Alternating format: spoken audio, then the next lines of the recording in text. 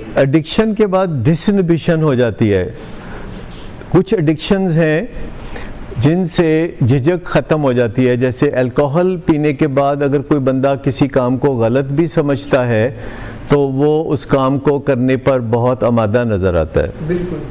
अच्छा, इसी तरह अगर आप देखें कि जो चरस का नशा है तो वो इंसान के ख़यालात बदल देता है और उसके अंदर भी बाज़ औक़ात एग्रेशन आ जाती है अगर उसको चरस माफ़क नहीं रही, जिसे हम एडिक्शन कहते हैं, और वो अपने एग्रेशन में पिटाई कर सकता है। और अगर कोई आइस कोकेन का नशा करता है तो वो पैरानोया में होगा, उसे लगेगा कि मेरी बीवी मेरे ख़िलाफ़ कोई साजिश कर रही है या जो मेरी किस्मत ख़राब है ये मेरी बीवी की वजह से ख़राब है। आपको हैरत होगी सुन के कि देहातों में लोग अपनी बीवियों की पिटाई करते हैं बाज़ औक़ात ये कह के कि तुम्हारी वजह से मेरी किस्मत ख़राब है। अगर किसी खातून के यहाँ एक के बाद दूसरी या तीसरी बेटी हो जाए तो वो उसकी पिटाई करते हैं कि तुम्हारी वजह से मेरी किस्मत में औलाद नरीना नहीं है। लोगों के डिलूजन की, लोगों के पागलपन की कोई हद नहीं होती। तो तहफ़्फ़ुज़ की जो हम बात कर रहे हैं ये कई तरह का तहफ़्फ़ुज़ होता है, लेकिन तहफ़्फ़ुज़ के अलावा हमने कहा कि पुराने तरीके छोड़ के नए तरीके करें।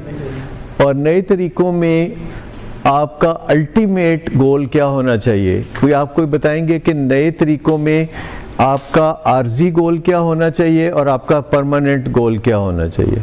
ये जो नए तरीके हम यहाँ सीखते हैं, जो दुनिया भर में डिस्कवर किए जाते हैं और उनको संवारा जाता है, उनको ग्रूम किया जाता है, उनको बेहतर बनाया जाता है, तो इन नए तरीक़ों में हमारा आर्जी गोल क्या है और हमारा हतमी गोल क्या है? देखिए, ये तो परमानेंट गोल है कि वो नशा मुकम्मल छोड़ दे।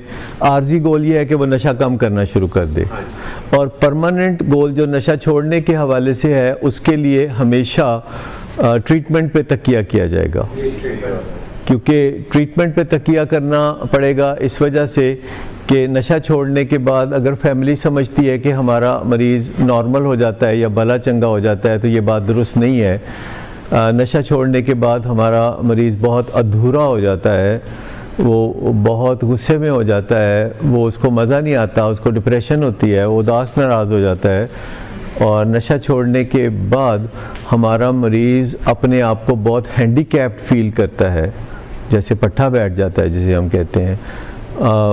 वो 50% भी नहीं रहता अपने तौर अतवार के एतबार से, उसका दिल नहीं लगता, उसको दुनिया में कोई दिलचस्पी नहीं होती, वो बहुत बोर होता रहता है। तो इन सब चीज़ों का तदारक करने के लिए इलाज की ज़रूरत होती है कि वो दोबारा खिल उठे, दोबारा संवर जाए, दोबारा वो भड़क उठे, वो पहले की तरह जो है शोखी भी नज़र आए उसमें, और आहिस्ता आहिस्ता वो ज़िंदगी की गहमा गहमी में शामिल हो जाए।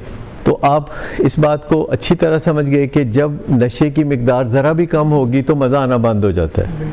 हत्ता कि नशे का जब रूट बदल जाता है तो मज़ा आना बंद हो जाता है। रूट समझते हैं आप क्या होता है? फैमिली से मैं पूछ रहा हूँ कि रूट क्या होता है, नशे का रूट?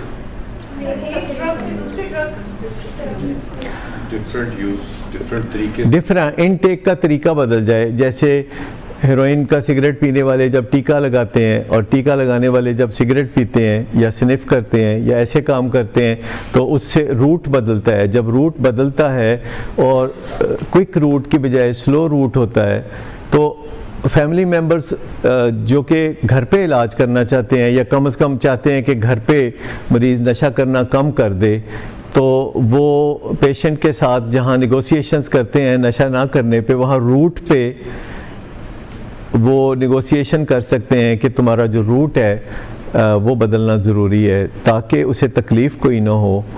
और जब रूट बदलता है और तकलीफ़ कोई नहीं होती तो रीइंफोर्समेंट नहीं होती।